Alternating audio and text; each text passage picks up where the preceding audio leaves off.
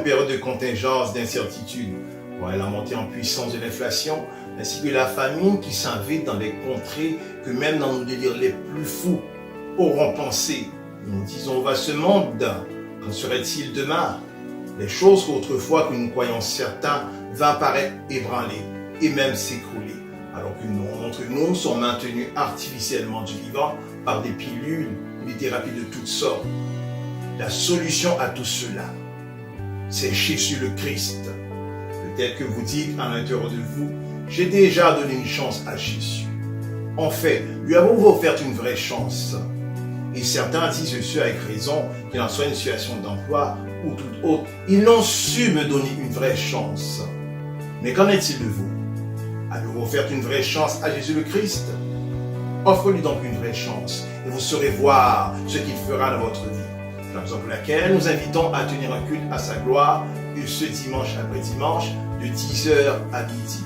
Nous sommes localisés au 213 rue du Médoc, Terrebonne, Québec, code postal J6W6K6. Nous comptons vous voir nombreux et serons heureux de vous rencontrer.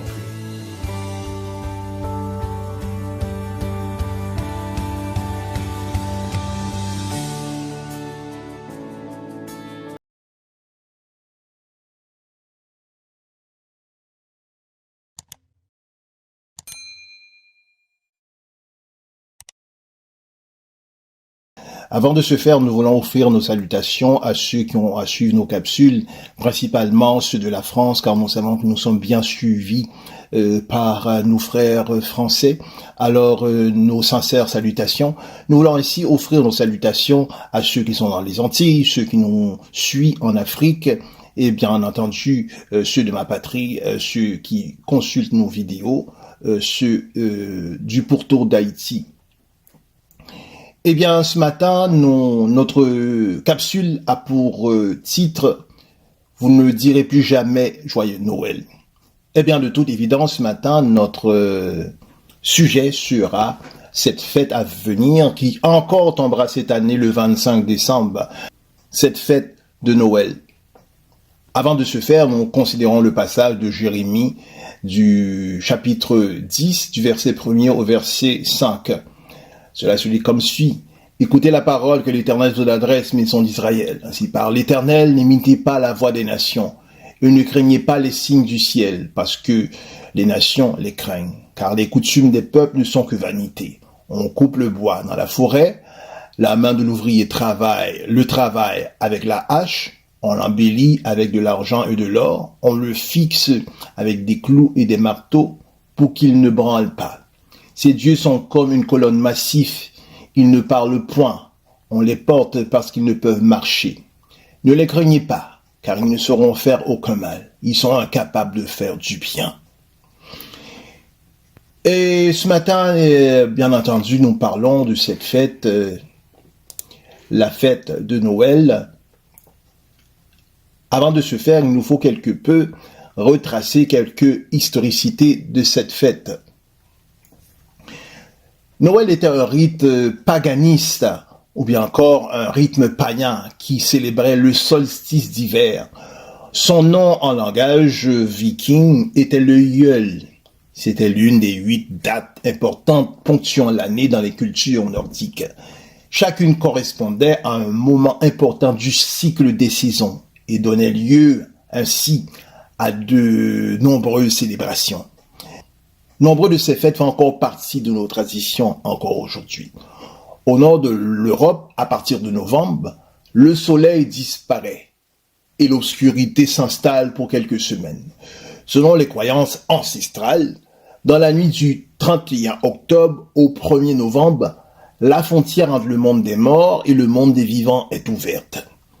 Et donc, dans cette période, les barrières sont basses.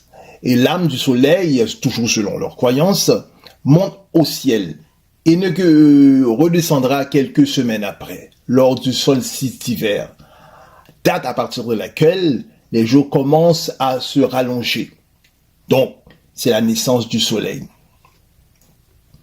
Il y a donc lieu le jour du solstice d'hiver, soit le 21 décembre dans l'hémisphère nord. C'est le jour le plus court de l'année. Le 21 décembre, le soleil va donc renaître après avoir décliné pendant de longs mois. C'est ainsi, selon eux, la victoire de la lumière sous l'obscurité, qui est ainsi repris par les chrétiens avec le concept de la nativité. Cette renaissance de la lumière est mise conjointement à la naissance de Jésus. Dans la Rome antique, c'est-à-dire bien avant la naissance de Jésus, du 17 au 25 décembre, on célébrait les Saturnales, données à l'honneur du dieu Saturne. Ces fêtes étaient également liées au solstice d'hiver. Elles s'achevaient le 25 décembre, qui désigne encore une fois la renaissance du soleil. 7 jours de fête où les activités militaires et judiciaires étaient pendantes ou bien encore étaient mises en suspension. On cessait tous travaux au champ et on festoyait tous ensemble. Les maisons s'ornaient dès lors de plantes et de branches de sapin où familles et amis se rassemblaient et s'offraient des cadeaux. Ces fêtes étaient également une période d'inversion sociale qui commémorait le fait que, sous le règne de Saturne, les mortels vivaient comme les dieux. L'espace de quelques jours, les maîtres servaient leurs esclaves. Au cours des premiers siècles après le Christ, alors que l'Empire romain commence à se déliter, ou bien encore à se fragmenter, apparaît le Sol Venticus, qui est un terme latin qui veut simplement dire le soleil invaincu, inspiré par les figures d'Apollo, du dieu Mitra et du dieu indo-iranien très populaire dans l'armée romaine. L'empereur Aurélien ainsi va instaurer des célébrations en son nom le 25 décembre dans tout l'Empire romain. Elles suivent toujours les doctrines des Saturnales et ont pour objectif d'instaurer un culte commun à tout l'Empire afin de renforcer le sentiment d'appartenance de ces différentes provinces, toutes restant attachées à leur culte respectif. Et maintenant, nous allons maintenant au IVe siècle, toujours après le Christ. Au IVe siècle après le Christ, chrétiens et païens s'affrontent au cœur de l'Empire romain, menaçant ainsi son unicité. Et les adeptes du christianisme, une religion tout à fait nouvelle, étaient souvent persécutés par les païens. Pourtant, les chrétiens ne cessent de croître en nombre. Il est urgent pour le pouvoir politique d'agir. C'est ainsi que l'empereur Constantin, voyant que le déchirement qui était entre les païens et les chrétiens, il a trouvé ainsi, selon un geste politique, d'aller d'une réconciliation artificielle en faisant coïncider les célébrations religieuses des deux camps. C'est ainsi il réunit la commémoration du soleil invaincu et la naissance de Jésus-Christ afin d'apaiser les tensions. Et la signification du 25 décembre est issue de son décret, un acte politique délibéré qui ne suffira pas à sauver l'Empire toutefois, mais fixa de façon définitive la naissance de Jésus le 25 décembre. L'arbre de Noël décoré nous viendra aussi des cultures nordiques. Ce sera une référence de l'arbre du monde dans la mythologie nordique, qui est un arbre sacré qui prend appui sur la terre et monte vers le ciel. C'est ainsi que l'arbre, par ses racines, va relier le monde des humains avec ses branches qui s'élèvent. De ces branches, ainsi, il reliera les humains avec le monde des esprits. Lors de l'Ule, le soleil revient sur terre par ce passage. Et de même que l'étoile au sommet du sapin fait quant à elle référence à l'étoile polaire qui fait partie de la constellation de la Petite Ourse. Donc le Yule ou le Sol Venticus ou la Noël qui sont mises en unité en la date du 25 décembre n'est autre que l'adoration du soleil. Selon Jérémie 10, le Seigneur Allah jusqu'à prendre la bouche de Jérémie. Et Jérémie s'exprima de la sorte, il disant ainsi, ainsi parle l'Éternel, n'imitez pas la voix des nations, ne craignez pas les signes du ciel, parce que les nations les craignent, car les coutumes des peuples ne sont que vanité. On coupe le bois dans la forêt, la main de l'ouvrier le travaille avec la hache, on l'embellit avec de l'argent et de l'or, on le fixe avec des clous et des marteaux pour qu'il ne branle pas. C'est ainsi de ce passage nous avons devant nous, de manière délibérée, la figure de l'arbre de Noël. Et de ce passage, ce n'est pas l'apôtre Paul, ni l'apôtre Jean, ni l'apôtre Pierre, et ni moi-même qui vous parle, mais c'est bien l'Éternel qui parle à travers de la bouche de Jérémie de ce passage, disant, n'imitez pas la voix des nations, ne les craignez pas parce que les nations les craignent, car les coutumes des peuples ne sont que vanité. On coupe le bois dans la forêt, la main de l'ouvrier le travail avec la hache, et on l'embellit avec de l'argent et de l'or. On le fixe à des marteaux. C'est l'Éternel lui-même qui parla, qui mettait en garde Israël, afin que Israël puisse s'abstenir de ses coutumes à saveur païenne. Donc le Seigneur nous met en garde, ainsi nous, l'Église, nous met en garde contre ces coutumes et contre ces traditions. L'arbre de Noël, écoutez ma voix, est un autel. Souvenez-vous d'Isaac lors de cette nuit, alors qu'il était sur sa couche, l'Éternel lui apparut. L'Éternel lui dit, ne crains pas, car je suis le Dieu de ton père, je suis avec toi. Je te bénirai, ainsi je multiplierai ta postérité. La Bible dit qu'il bâtit là un autel à l'Éternel. Il dressa sa tente et il invoqua l'Éternel. Donc, l'arbre de Noël, ici en question, c'est un autel. Un autel, c'est un lieu de rencontre spirituelle. C'est là que maintenant le matériel rencontre le spirituel. C'est-à-dire que l'humain puisse rencontrer le monde de l'esprit. C'est ainsi que nous savons que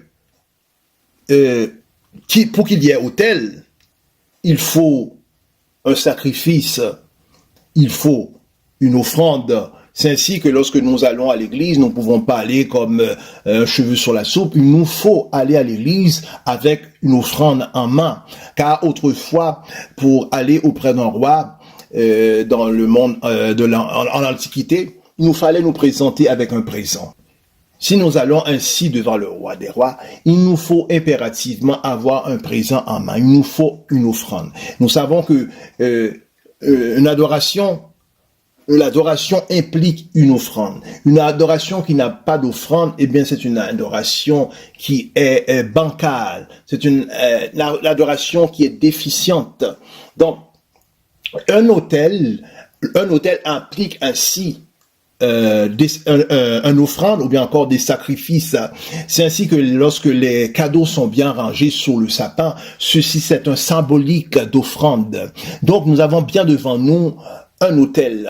Quant à la Noël, l'Éternel ne connaît pas du tout cette fête. Les seules fêtes que l'Éternel connaît sont au nombre de 7, qu'on appelle les fêtes de l'Éternel. Il y a le sabbat, bien entendu, qui a lieu chaque 7e jour de la semaine. Ensuite, se trouve le Hashim ou Dashim, qui est célébré au début des mois. Il y a ensuite le Hang Sha ou Yot, qui est la fête des semaines, ou bien la fête des récoltes.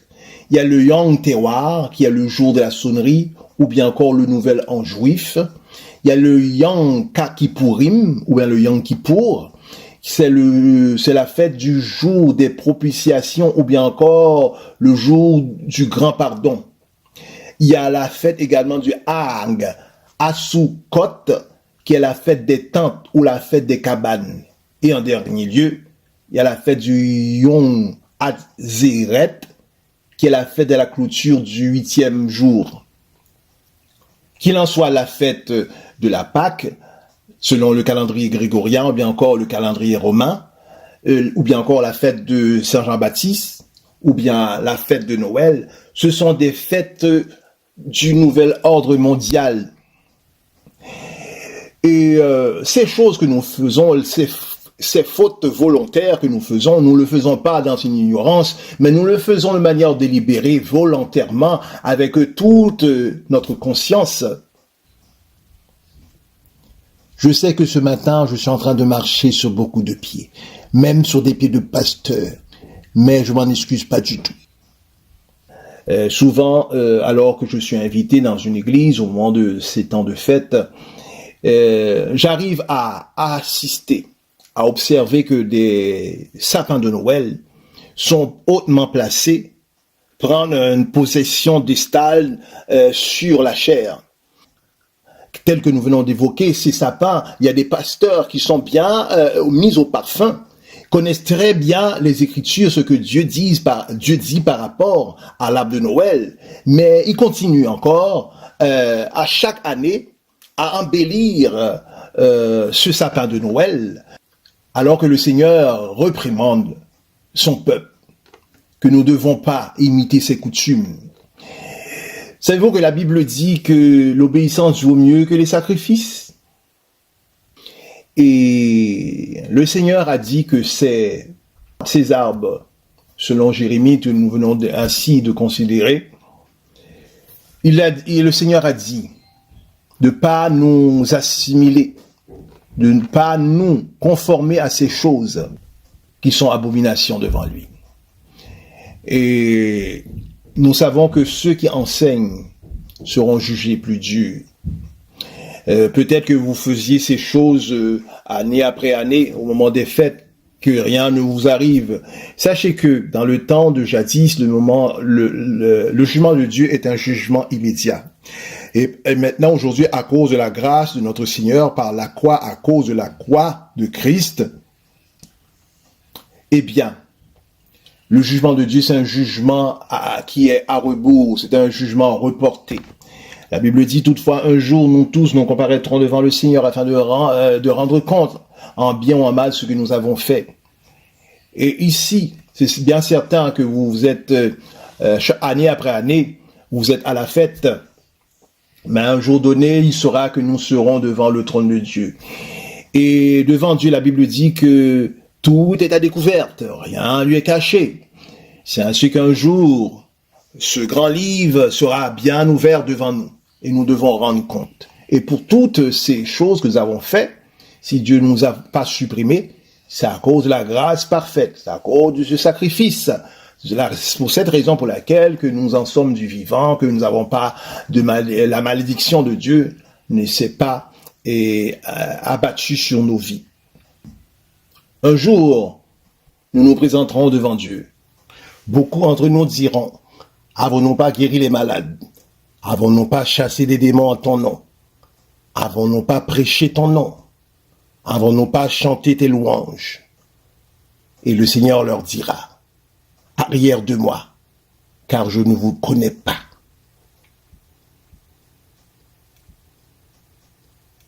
Mes chers amis, l'heure vient de se quitter. Nous serons ensemble la semaine prochaine, Dieu voulant. D'ici là, veuillez partager la vidéo.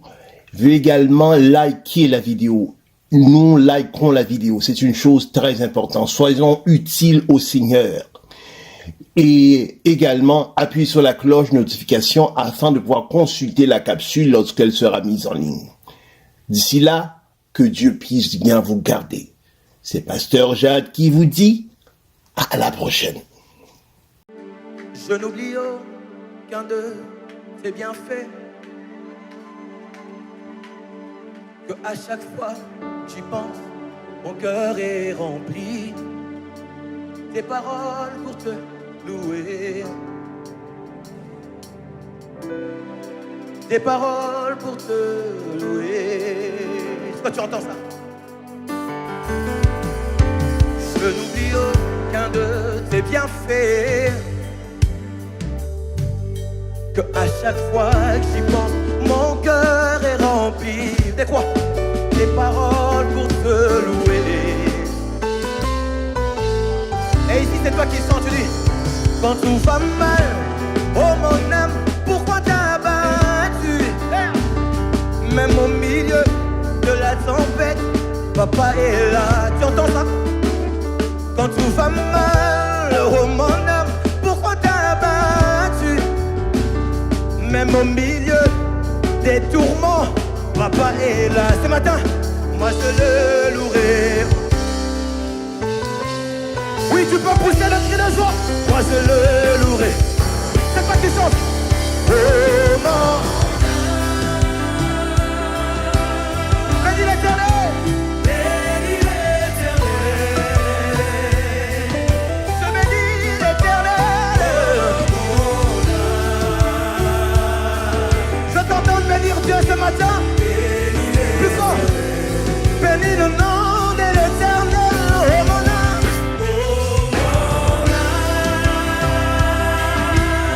Yes, sir. Bénis l'Éternel. En toutes circonstances, je bénis.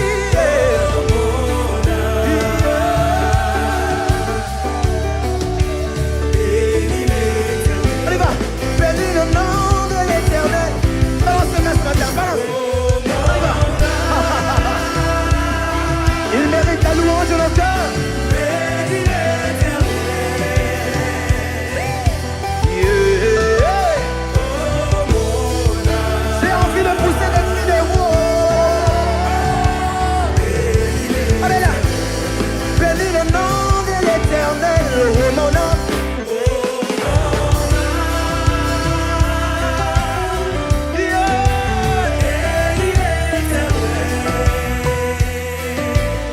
N'est-ce pas qu'il mérite ça ce matin? Pousse des cris de joie. Alors on va refaire le couplet avec la chorale. On va refaire. Je n'oublie aucun de tes bienfaits. À chaque fois j'y pense, mon cœur est rempli. De quoi? De paroles pour te louer. Hey, quand tout va mal, oh mon âme, pourquoi t'as battu? T'entends ça? Même au milieu de la tempête, il est là. Quand tout va mal, quand tout va mal, oh mon âme, pourquoi t'as battu? Même au milieu de la tempête, il est là. Moi je le louerai encore. Moi je le louerai encore.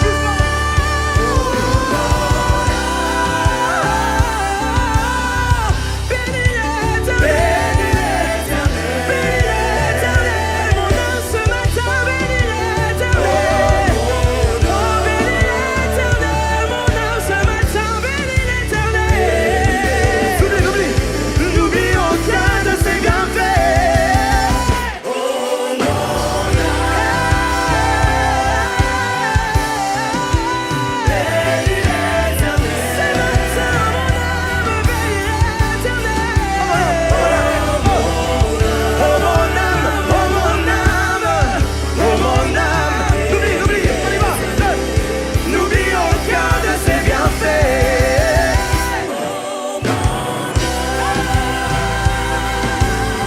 Balance les mains ce matin. Bénis l'Éternel. Que ton âme bénisse le nom de l'Éternel. Plus fort que ça.